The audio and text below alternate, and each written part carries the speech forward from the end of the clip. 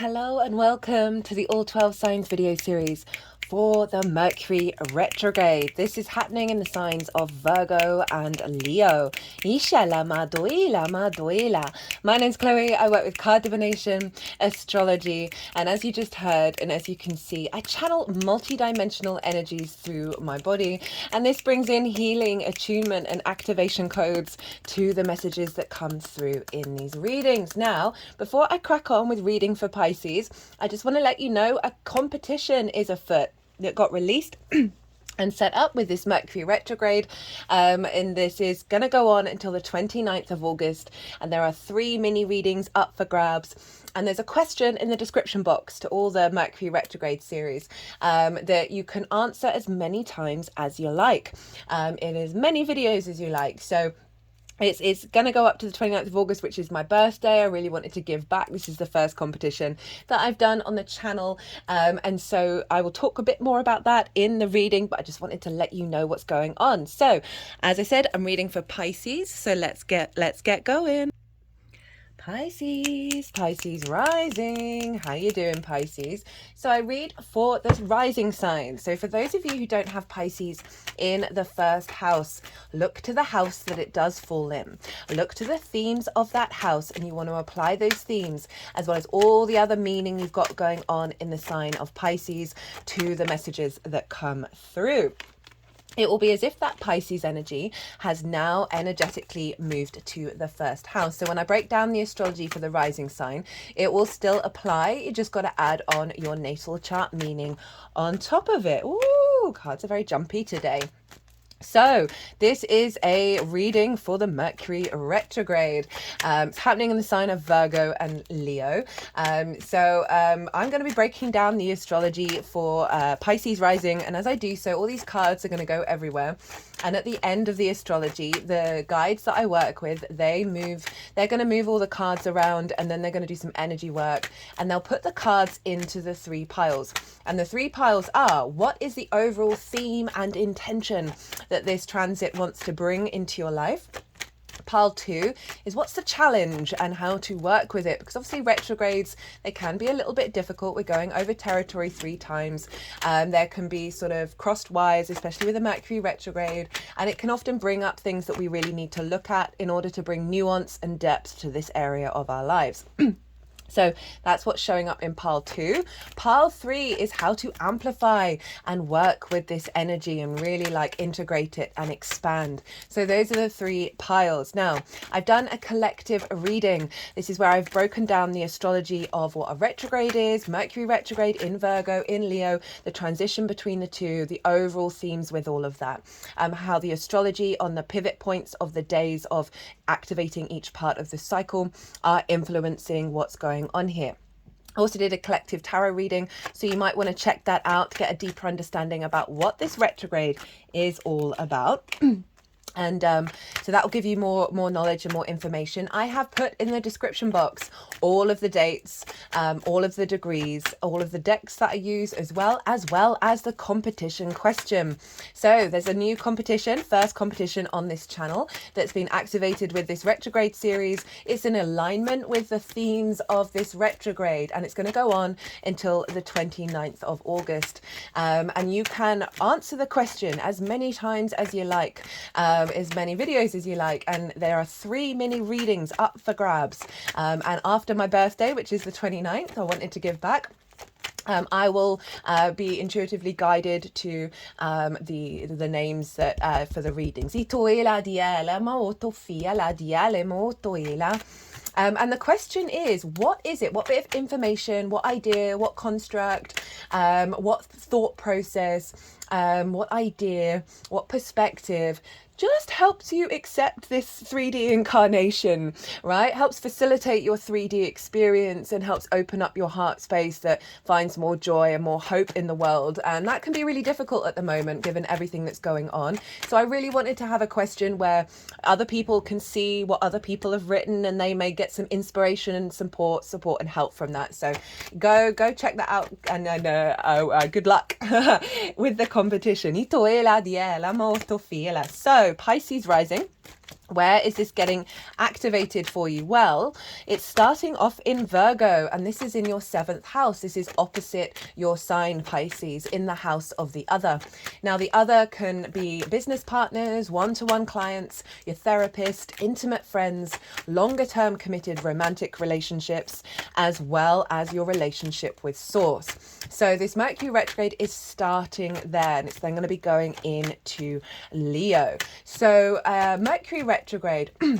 So this is, you know, our perceptions, our ideas, how we collect information, how we process it, what we're interested in. And so there's a redirection, a realignment happening in regards to the other for you. And this can be how you perceive yourself in regards to the other, what it is that you need and want in the other. How you perceive those kind of relationships. This is also can see conversations, right, of going back and forth over certain things that need to come out in order to have healthier relationships. You know, very typical with the Mercury retrograde. You can see people popping out from your past, sending you messages. Now, sometimes this can be about with a desire to reconnect, but it can often just be Mercury embodying them and giving you a message about what the overall transit's all about.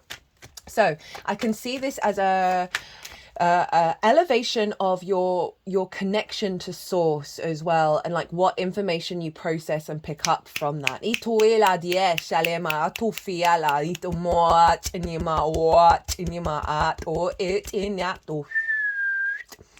As well as a reorientation in how you communicate with the other in a way that serves your long-term goals. Now, there's a lot of us cool astrology that's linked into this that I talk about in the collective reading in regards to the nourishment that we get from this. Okay. So yeah, it can just see you know, if you have a sort of a partner, whether it's a business partner or someone really close in your life where you're just needing to have more bigger conversations, this can show up over this retrograde phase, as well as, you know, as it moves into the sign of Leo. Right, this is your 6th house of work, the adult in the room. This is work, how you work, your physical health and routines. It's also co-workers and pets. And this house is so important, right, the 6th, in terms of figuring out how you work, how you figure things out. And that's really important in terms of having healthy relationships, having one-to-one relationships, because the more you establish like how you understand how you work, the more you can bring that to the table and communicate that, right, with the other. And that can lead to healthier relationships. The 6th house, we can often sacrifice for the other in terms of neglecting our health, our physical, our work and our routines by prioritizing the needs of the other. And I can see a redirection around this of making sure that, you know, the one-to-one relationships in your life, as I said, business partners, friends, all sorts, are more in alignment with you being the adult in the room and taking care of yourself, and that actually facilitating, I keep wanting to say, healthy relationships. This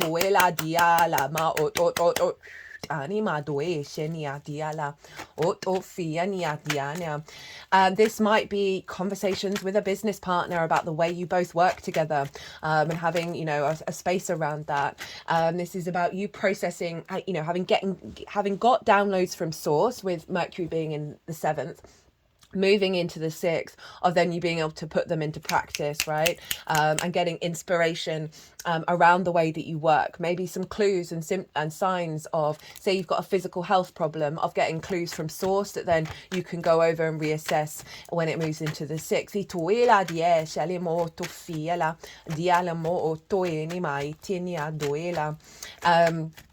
Clearing out wounds and difficulties around communication and around how you perceive things that have limited your capacity to be the adult in the room. You know, we may have like some immediate trigger responses in certain dynamics that we then start recreating or keep expecting. And with that Mercury, right, we're helping sort of rebalance and refine our understandings. Now that Leo energy is really calling us to be vulnerable. Okay, and I say this being very mindful of any situations where, so it's about going in, you may notice certain situations where you're like, oh, now I need to say, this is the time for me to say something. But you might be like, oh, I feel really vulnerable. Am I going to be abandoned? Is this going to bring in conflict? And that Leo energy with the strength card, right, of being through love and kindness and sharing vulnerabilities. It brings us courage. It brings us strength. And that Leo energy is genuinely calling us to step into our light. And when we do these things, so if you do feel called to have these kind of conversations with your own intuition, it's about moving away from expectations and assumptions about how they're going to turn out. It's not about the consequences in regards to what the other person's going to do. It's simply you letting source know that you respect yourself, and you're not in a fear mindset about the consequences of it, because sometimes it can lead to situations, okay, where you're like, okay, now we're parting ways because it's not going to work, right? The way that we communicate with one another, it's simply we're not getting on the same page. And you can kind of get a resonance of whether that's ever going to be the case or not. And it can simply be that certain dynamics just kind of fall away, and that's no bad thing. Just because your soul contracts aren't in alignment anymore. As well as, having those kind of awkward, vulnerable, difficult conversations. And what comes out of it is like, oh, I didn't see it that way. I understand now. This is how I feel. How can we work together? How can we establish more healthier relationships with the way that we communicate with one another and really get it to work, right?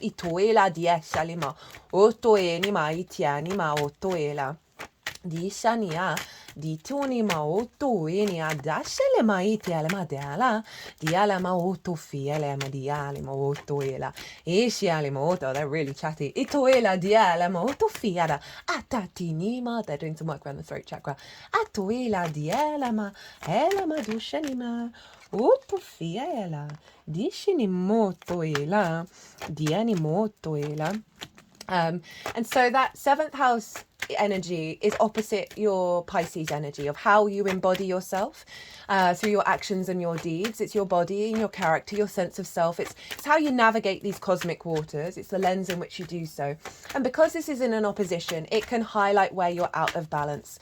It can highlight where, so I always often find with the seventh, it's how we show up for the seventh, how the seventh shows up for us, what we're drawn to in the other, as well as how we perceive ourselves and understand ourselves in the mirror that is the other. And so this can really call you to sort of redirect and redefine how you see yourself, how you perceive yourself in regards to the other. There may be some wounds around that, as I said, that may come up in order to be recalibrated. So we bring ourselves back into balance, and then you're able to work in a really healthy way. I keep wanting to say that, health is part of the sixth house. And co-collaborate rather than be in, sort of neglecting parts of yourself in order to prioritize the other.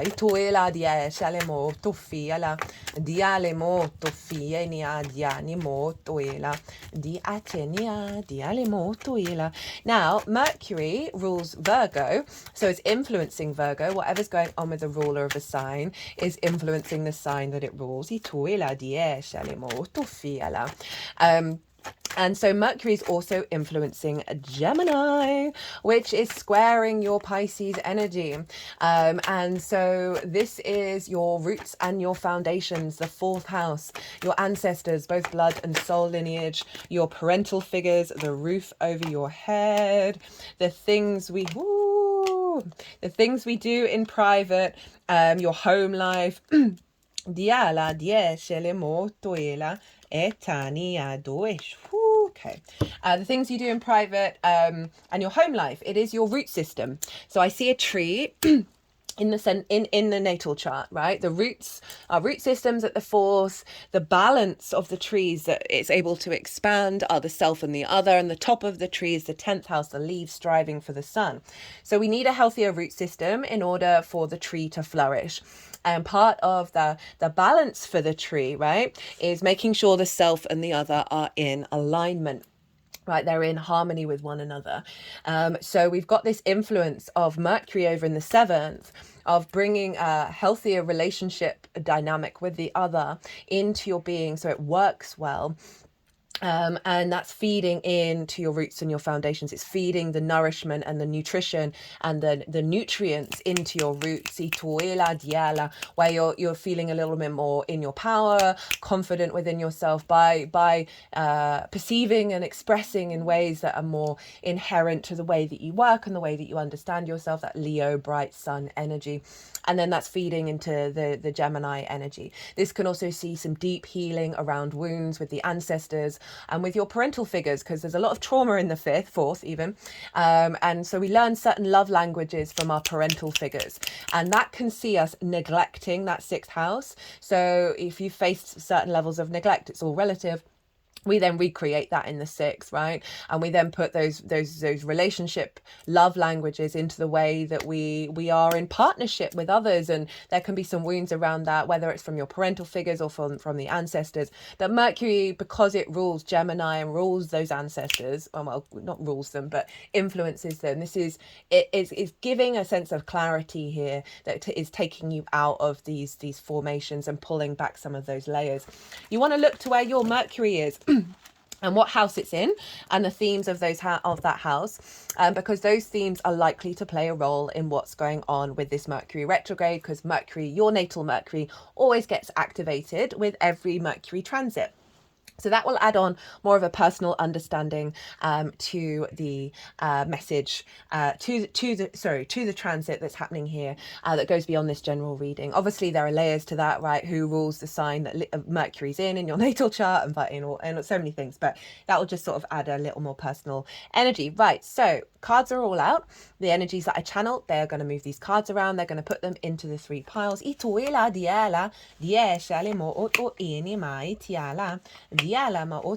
They're gonna then do some energy work.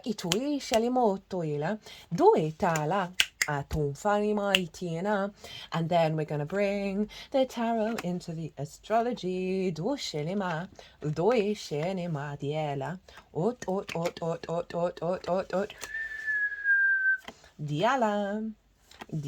utuenia di shenia de anima etiala. Ti anot o inia o tu fiala atania ot diala o tu inia diashalemo to fiene atanama o tishiniala do tini do ela ena ma o to fiana etala itini mola diala di shanima ot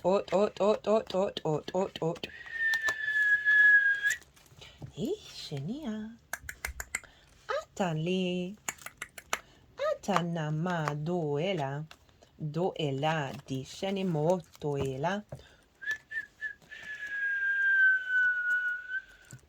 Dienima doela di ishenia. Okay, Pisces. What's going on? So what's the overall theme and intention of this transit? 10 of Swords in reverse, 8 of Swords in reverse, 5 of Swords in reverse. Whoa. 2 of Cups, King of Swords, Judgment, the Fool, Ace of Wands, 9 of Cups, 4 of Wands. Whoa, this is a reading. Okay, so 10 of Swords, very karmic, right? All along the spine. Leo rules the spine. We hold a lot of karma in our spine, which is why so many of us have back problems. Now, this is ideas, constructs, limiting beliefs, something somebody said to you, spells, all that kind of thing, the mental suit, all of that energy. That's, there's a level of immobilization here, right? This figure is arguably not with us anymore, right? But it's not in the head. So, and these are ideas, they're not literal swords.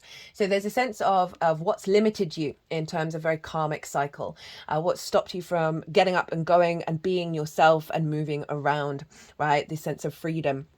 And it's in reverse. So this is being released. So a lot of limiting beliefs, perceptions, ideas, things have sort of stopped you from fully flourishing in these areas of your chart are falling away, right? Mercury is helping release these from your energetic field.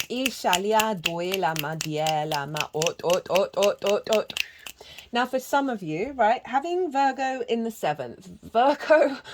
I say this is a Virgo sun, and I've had to work through a lot of this. hyper criticism, hyper awareness, which can lead to judgment, and self criticism and external criticism. So often with Virgo over in the seventh, we can have the other in our lives being hypercritical, right? Hyper like judgmental.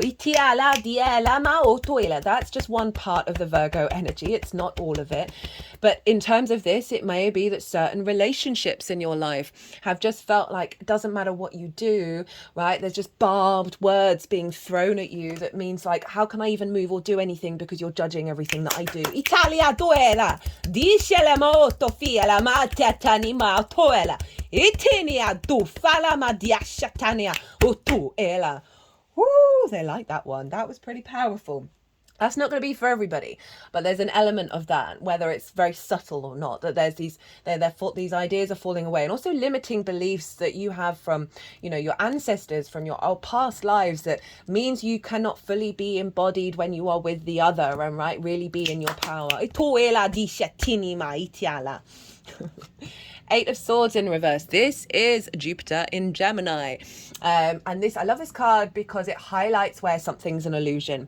So this is trapped in a cage of your own making, right? You are not in a cage. There are ideas, constructs, belief systems that are very limiting to you that aren't real, right? So this is, there are some things that have caged you that are falling away. So not only the immobilization, but the limiting energy of the restriction of how you can be, how it can be, how it can work. Certain, you know, those love languages, right? Of watching our parental figures and that imprints in, okay, that's the only way dynamics can work, right? That's a limiting belief. It's got nothing to do with you. And what you truly want. Love that that's falling away. Five of Swords in reverse. Also love that this is in reverse and showing up. So this showed up in reverse in the collective reading. So it's very in alignment with you, Pisces. Not surprising because this retrograde is starting in the opposite sign. So this is about domination and subjugation, right? So battles, hierarchies, fights, conflict. And this figure is stealing away the Three of Swords. So it's winning heartbreak. It's winning discordant heart energy. It's really happy that they've won and that others have lost. And so this can be battles in your mind and how you perceive things, of like there being a bully in your mind that's keeping you in maybe a victim mentality. I say that without judgment. We are both of these things, right? The bully was the victim. It's very rare that that isn't the case. And so we repeat these cycles, right? It's very much a cycle repeating energy and discordian. And so this may also be with a partner, with a business partner, your relationship with Source, where you are constantly putting yourself in a place of loss and not feeling that connection because of whatever limiting belief that you've got going on of how you understand Source is showing up for you. Source loves you. There's no getting around it. So I love that this is falling away, both internally and externally. This could be about co-workers, right? Or your business partner, and your business partner never lets you win. You never compromise. This is the opposite of co-creation and compromise in the best possible way, which is what we want from our relationships. Two of Cups following that. Love, right? So this is about union. And so for you in your energy, this is the masculine, feminine, and spirit coming into alignment within yourself, where you honor and respect yourself. You are offering love to yourself. You appreciate yourself. So they are eye to eye. They are equal. There's respect, honor, and dignity here. For me, this is, even though this is Venus in Cancer, this is Lilith energy, right? It's empowering. And so this can be within yourself, right? Of coming into an alignment because of your releasing of some old wounds, old difficulties when it comes to how you see yourself in relationship to the other, right? So there's a real sense of bringing that love back internally and being very confident in that. The other side of this is establishing a cycle of relationships that work, that really are here to offer love. They're here to co-create. They're here to, there's a real sense of connection there. You know, with all those themes of the seventh, right? As I said, it doesn't just have to be about a love romantic relationship, because love comes in all forms. King of Swords, clarity of vision following the release of all those sword energy, right? The King of Swords, this is Aquarius energy. And that is in your 12th house, your hidden house, your house of mysteries. So often in that 12th house, we can have unconscious responses, limiting beliefs, trauma responses that create anxiety, depression, loss, and grief. It's the unconscious spaces, and that's where a lot of our love languages get stored, right? They get formed in the 4th and stored in the 12th. And manifesting in the 8th. So there's a real sense of sovereignty that's coming in, right? Of seeing things clearly, of acting on that clarity. And so with that Aquarius energy, in terms of the confidence, the maturity, the sovereignty around those love languages that we learn, right? A release of that, a transformative energy coming in. And you just being very clear in your communication as well. That's going to be a big point. And feeling in your power over it.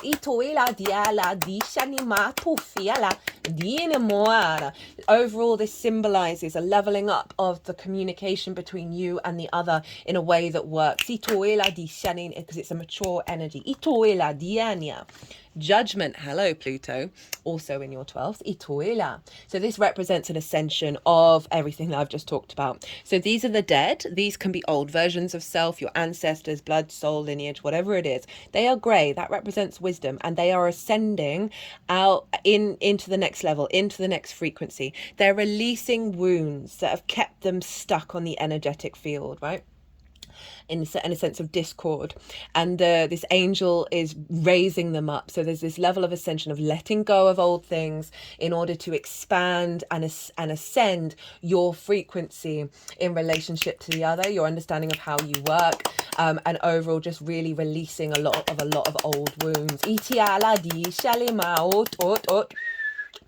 And having bringing in a level of relationships that are matching this high perspective frequency of how to work together. Diana, the Fool. And with all of this, you're embarking on a new journey, right? That's more in alignment with your inherent soul's frequency. The Fool operates from the heart space. Its chest is really far forward. That heart chakra is pulling the Fool into this new dynamic. And the Fool has just left the village. It is curious about existence, the good, the bad, the beautiful, and the ugly. It's about to leap off that cliff, and a new reality is going to appear. So this is moving you away, Jesus, from all of this, and activating this of you seeing things differently. You're not holding a lot of weight and heaviness from old cycles.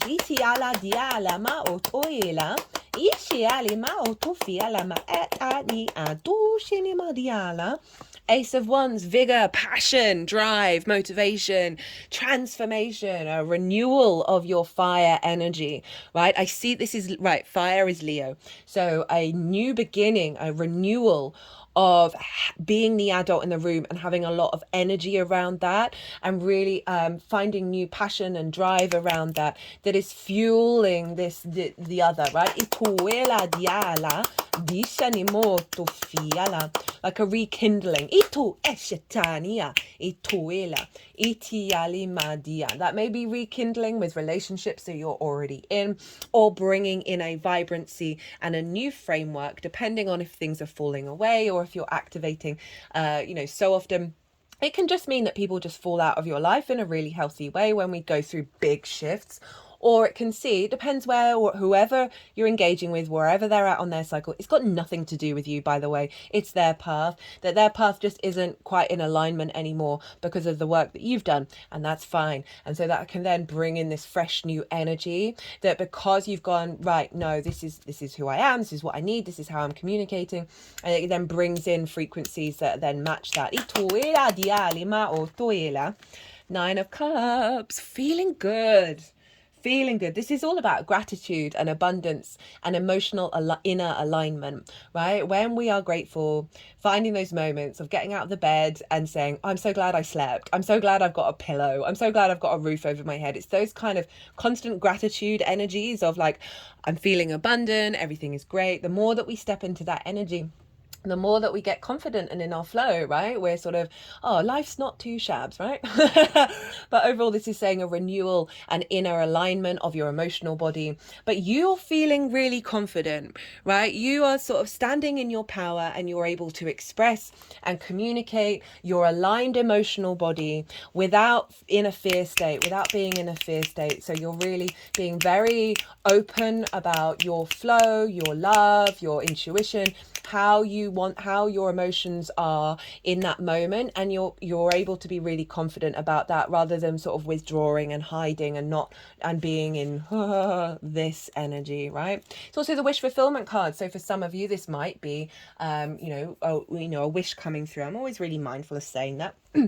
Because everything's a blessing, isn't it, really? They're just sort of taking that energy and putting it into my throat.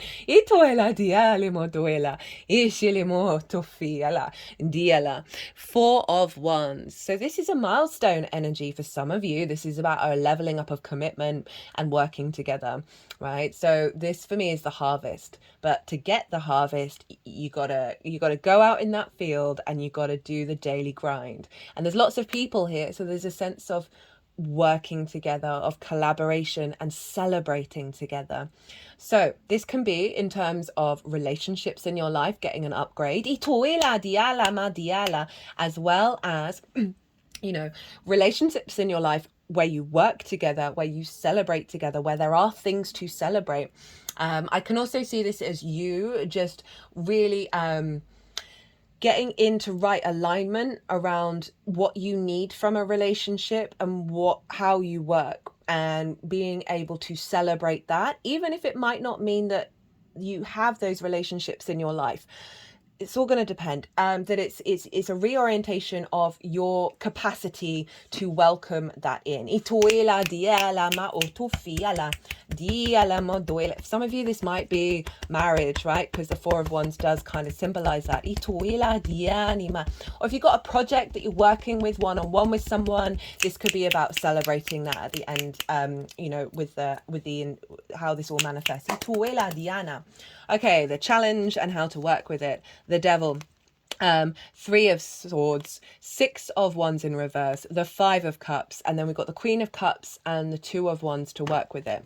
So the Devil card, right? This is Capricorn, and so Capricorn is in your hopes and your dreams, right?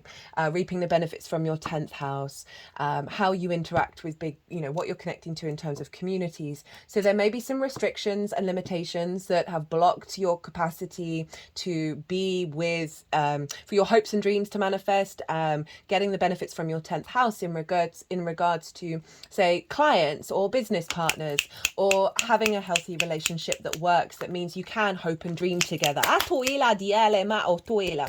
those of you who are in those kind of dynamics and they're working really well and you're like, what on earth are you talking about? This is elevating that, as well as bringing up tiny threads, right? If it's not really obvious to you, tiny threads that are lingering in the unconscious, that are lingering within us, that need to be looked at. So these things may manifest quite loudly in the 3D, or just be things that you contemplate because you're just coming into a bit more of awareness. Oh, there's a bit of stuck energy there. This is also about addiction and things that have had a hold over you. So as I said, that 6th house, we can neglect it. It follows the 5th, where we get a lot of addiction because our inner child there, and we can then seek out certain things because of what happens with our parental figures and our ancestors.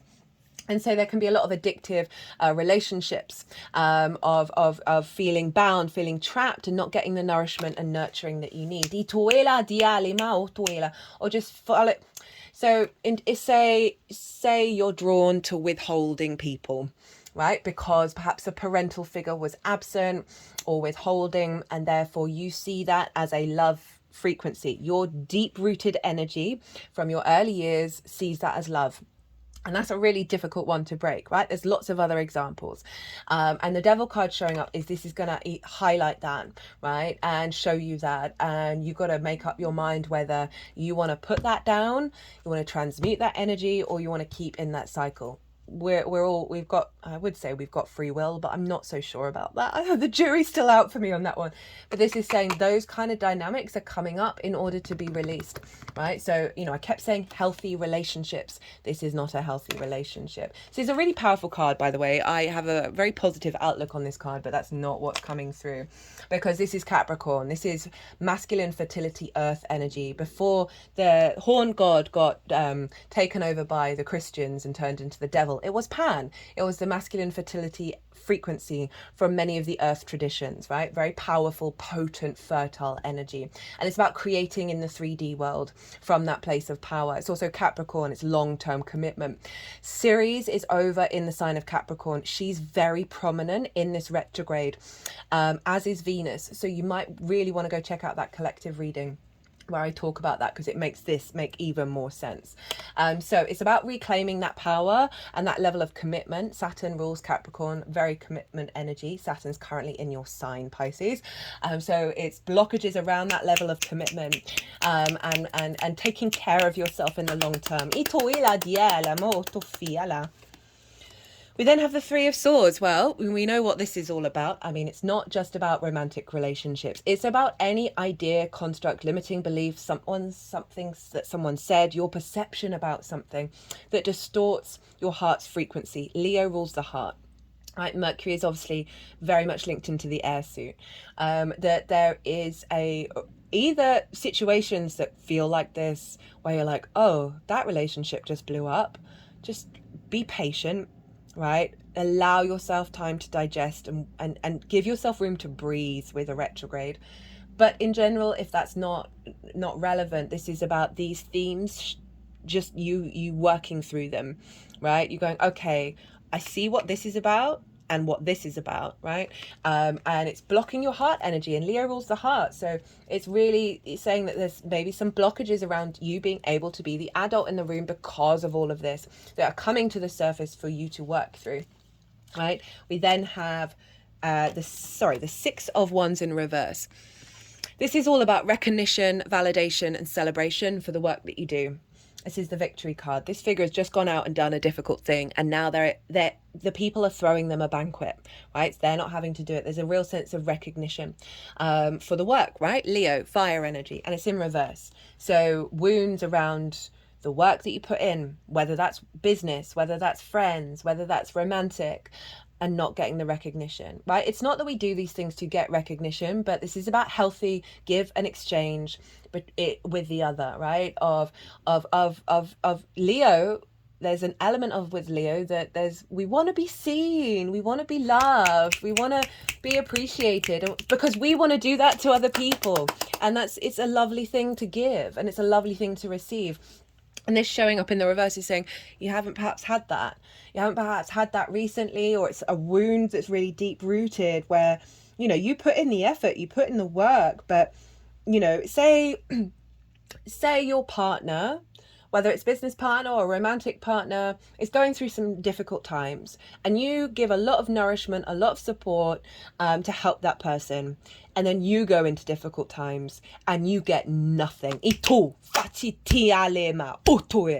they're getting angry about that. You get nothing, and you also don't get any recognition for the work that you do. And it's like, why am I doing this? Why would I try and co-create with someone who doesn't want to have a feedback loop, who doesn't want to be in that reciprocal energy and that co-creation, collaboration energy? And so this is going to highlight that, right? So maybe there's some red flags that you've been refusing to look at. We all do that. And all of a sudden it's like those red flags, there aren't flags on here, but in a procession you often get, well, back in the old days you would get flags. Those red flags are becoming more visible. And you're just like, oh no, I gotta stand up for myself in this regard, whether that's you energetically moving away or having those conversations that lead to healthier understanding. Because sometimes people are like, oh, well, I didn't quite realize that I was doing that, right? Some people can be in their own world, and it's up to you about what you want to give. 5 of Cups, right? Grief, loss, right? Reflection on the Three of Cups that have fallen over, of perhaps an old dynamic where you were more in your flow, you're feeling abundant, you felt celebrated and connected with the other, and that's just not around right now. You're feeling depleted, right? There may be perhaps an actual situation where there's, you know, grief through loss, like a proper loss that you're working through, and you're just like, okay, I've perhaps been in this space for a little while longer than I would have liked, and there's some heaviness here of just feeling that perhaps every relationship you're taking this energy into it, of like eventually those cups are going to fall over, right? And you're kind of holding on to that frequency, which is very, very natural. So these are the challenges that are coming up, right? Perhaps difficult conversations that are being had, that all of a sudden that flow and that joy feels like it's gone, right? And you're like, oh, why did I say that? Why did I do that? Just know that, as I said earlier, the more you step into that without expectations of how it's going to turn out, the more you're honoring, okay, no, actually, that Two of Cups, which is here, that's the vibe. That's how I love myself. That's how I treat myself, even if it may bring in sort of uncomfortable, vulnerable situations. So how to work with it. Queen of Cups, Two of Swords. Queen of Cups, deeply nourishing to your emotional body. This is calling you to be kind and loving to yourself. The Queen of Cups can see into the future really, really well. Very psychic. But she can see into the future, and she's not in fear. In fact, she's so serene, her foot is turning into the ocean. She's at peace with where she is in the moment. And so this is calling you to tap into that, of whatever's going on here, to just sit into that Queen of Cups energy of like, okay, this will unfold. This is going to get me into more of an alignment where I feel nourished on the emotional level. This is going to help really strengthen the love that I have within myself, and therefore have a feedback loop with other people, because there's a pause here. It's a yin energy. It's about reflection, refinement, nuance, depth, a cultivation and nurturing. So it's really calling you to nurture your emotional body through this. Be very kind, very loving to yourself. It's also about heightened intuition. So you may want to spend some time, which I'll get to in this one, seeing what your intuition is telling you. And then you might want to do some sort of work on that, because sometimes our intuition can come from trauma responses and limiting beliefs. So it's then perhaps providing clues about why you're in this framework, right? Rather than wanting to repeat those cycles.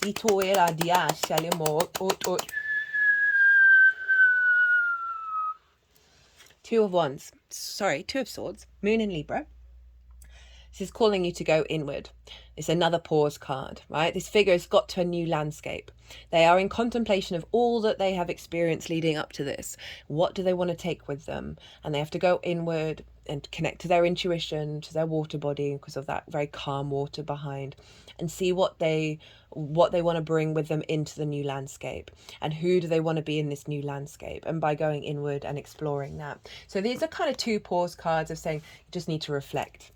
Give yourself space, give yourself time for you to reflect on this. See why you think and feel about these situations, and allow that to just digest, right? Virgo rules the digestive system, and see what comes from that.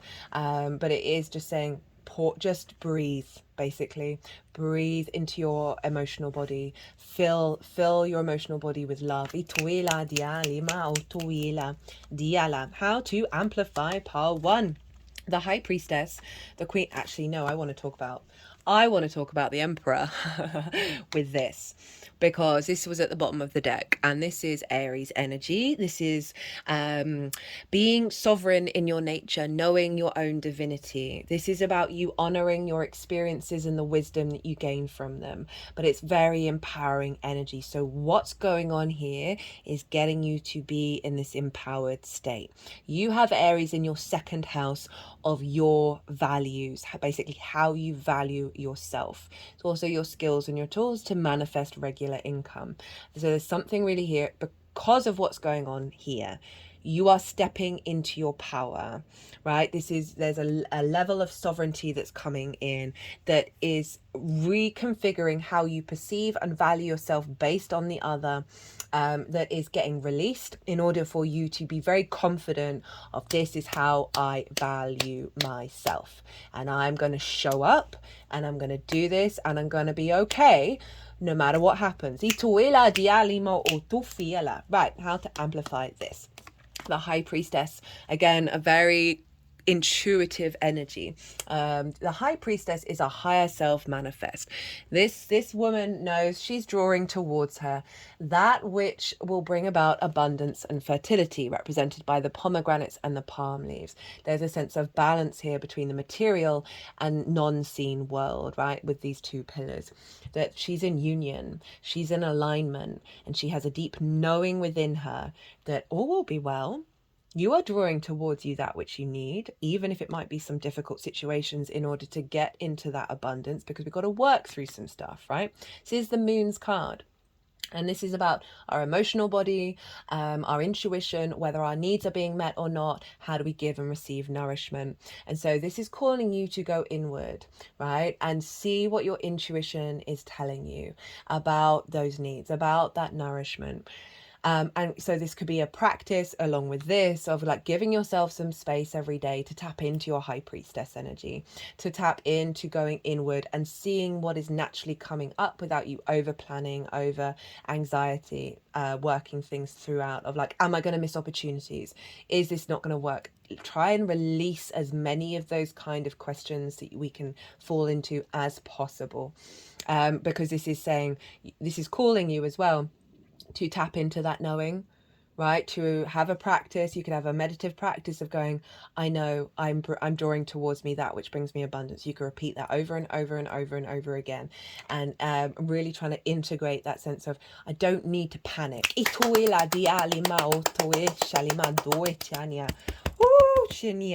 Queen of Pentacles, a very nurturing, loving, nourishing energy. Also kind of that yin energy with that Queen of Cups as well, of reflection, of refinement, of cultivating. This isn't a going out and taking loads of action. This is about that observation, that awareness, and putting that into practice and really nurturing your 3D reality. This for me is often very self-care energy of feeding yourself well, being the adult in the room for yourself. Sorry if I just knocked the camera. This could be about doing exercise on a day-to-day basis.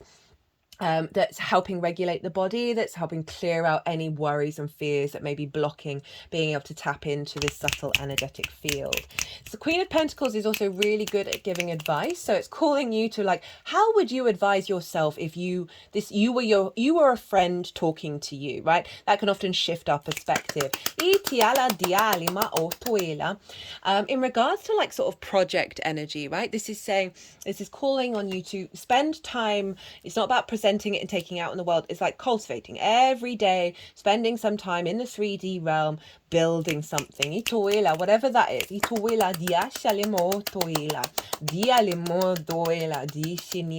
Six of Swords. So this is acknowledging that you are moving away from troubled waters to calmer landscapes. Look, very sort of similar calm here. And so it is acknowledging you are shifting from Pisces. Whoa. I'm not surprised with the opposition to Saturn as well, of you getting into your own authority. I've talked about this quite a lot in all the Pisces transit series, Saturn and Pisces transit series, that you are taking with you core perspectives that are going to serve you in this more calm, thriving landscape. And so this is one calling you to acknowledge that this is a limbo phase. Retrogrades are, we're shifting between worlds and timelines. And acknowledging that and being at peace with that, and saying like it is going to change, it is going to shift, while also figuring out, okay, what are those core perspectives? What is it that I fundamentally need from the other, right, in order to work together? Oh, got two there. So this is the Four Agreements Oracle deck. This is one of the few books, it's based on a book. It's one of the few books that I recommend to anybody. It's very short. And those four agreements are so powerful. The more that we apply them, the more that our life then begins to shift, the more that we get into our own power, essentially.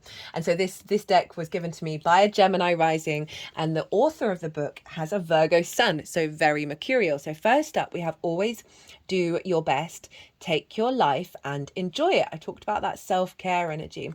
You are alive, so take your life and enjoy it. You were born with the right to be happy, to love and to share your love, just to be, to take a risk and enjoy your life. It's all that matters. I really love this. So this is about you stepping up for yourself every day during this cycle. And all you can do is your best, not shaming what happens, not, if there is something where you're like, oh, I shouldn't have done that, or shouldn't have said that, or that didn't quite feel right in who I am, just be an observation of it, and it helps you figure out, okay, well, how did you want to respond? How did you want to behave? And it's not about shame, it's always about acknowledging each day, every day, do your best. And I love take your life and enjoy it, right? After all those swords, that is really calling, find that space, right, to really nurture yourself and bring in abundance and bring in joy, and know that you are here to experience that. And I think that's really, I love how that's gone there, really, really right. Sixth house can also represent pets, so for some of you, you might be getting a pet. Be impeccable with your word, enjoy heaven on earth. So quite similar cards. Impeccability of the word can lead you to personal freedom, success and abundance. You can attain the kingdom of heaven from this one agreement. Be impeccable with your word. So this is how you speak to yourself and any conversations that you have, right? This of getting in alignment with who you are, and like the root of that, and making sure that the words that you're saying are impeccable, are integral, and so it then removes a layer of that vulnerability, because you're like, okay, I've observed everything, I've thought about it, I've been mindful, I'm not reactive, I'm being responsive, and this is what I'm coming from, and this is the truth of me. And when you do that, if it's not met with engagement in positive ways, co-collaborative ways, you can be like, right, this is not facilitating, and rather than being like, oh, did I do the right thing, oh, is it all over, well, what about this and that, right? So it's really saying, just make sure that you are right with yourself, spend time figuring that out, and all will be, take your life and enjoy it. Oh my god, look, Pisces, look at that. But with that, oh god, love this reading. Okay, Pisces, I'm going to leave it at that. If you enjoyed this reading, if it resonated, don't forget to hit that like button, and don't forget to enter the competition. Very excited about that. If you want a personal reading, perhaps about this transit or about anything else, my website, my email address in the description box, on the community page. I've also got an Instagram account. You can message me directly there. Pisces, be good to yourselves. Be good to those around you. Safe travels and be well until we meet again.